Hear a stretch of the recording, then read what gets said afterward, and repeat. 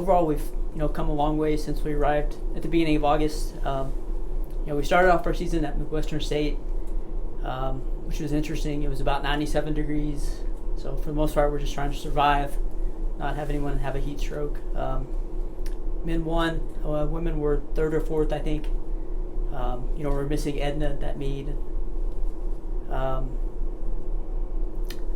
So we survived and we moved on. We hosted the Aggie Duels the next week, which went a lot better. It was a lot cooler, nice weather. Men won, I think, well, the women won as well. So still missing Edna. Alba Duran ran really well there. James won as well. So we got what we wanted. We wanted to win and get some momentum going. Then we had the chili pepper meet, which is of course our big meet of the fall. We saw lots of D1 competition, big schools. We really wanted to test ourselves with that meet. It went decent. I think the men finished 22nd in the D1 race, and the women were 15th in the D2 race. So we saw some good things, and we got ourselves ready for great competition. Like we see at conference and region. Anyway, then we had the OB meet the next week, which actually went really well. Men won, women got second. We really had the performance we wanted to have it the week before at Chili Pepper that week, but it was nice to run well and get some momentum going for conference. Then we went up to Silver City for the conference meet.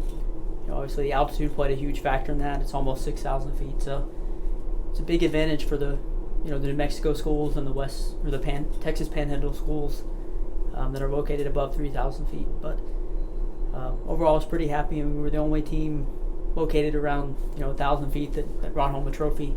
We got third on the men's side. But the altitude, I thought we ran pretty well. I mean, we could have been better at a few spots. Our top three guys ran really well. Our 4 or 5 needed to be a little bit better to finish higher. On the women's side, it was basically the same thing. We needed a little bit better number 4 and number 5, to finish 6th or 7th. But we know what we need to do better going to the regional meet. Regional meet should be pretty exciting, and when we get the RMAC, which is pretty much the best conference in D2 for cross country. On the men's side, we go in rated number 10. To have any chance at going to the national meet as a team, we need to finish at least 7th. So we'd have to upset a few schools. 3 teams could qualify automatically, and then there's 10 at-large bids spread around the rest of the country. Typically, our region gets 5 to 7 schools total. So, but if we run really well, I think we do have a shot.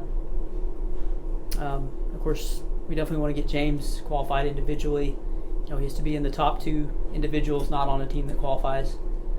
Which, of course, the big question is how many we're going to qualify. So, on the women's side, we just want to be in the top half of the region. There's 34 teams, so we're 20th last year, so we're hoping to be at least 17th. Hopefully we can come in and upset some of the conference schools that beat us last week. Well, it's definitely more competitive. Right.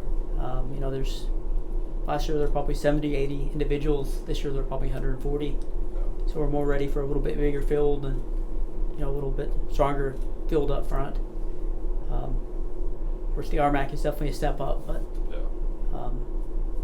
I think we're ready for it. James and Edna are both really hard workers, so the other athletes can see them working hard and realize that's what they need to do to be successful.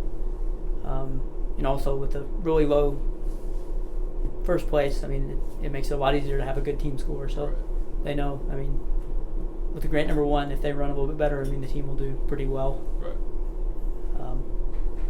So we're definitely glad they're around.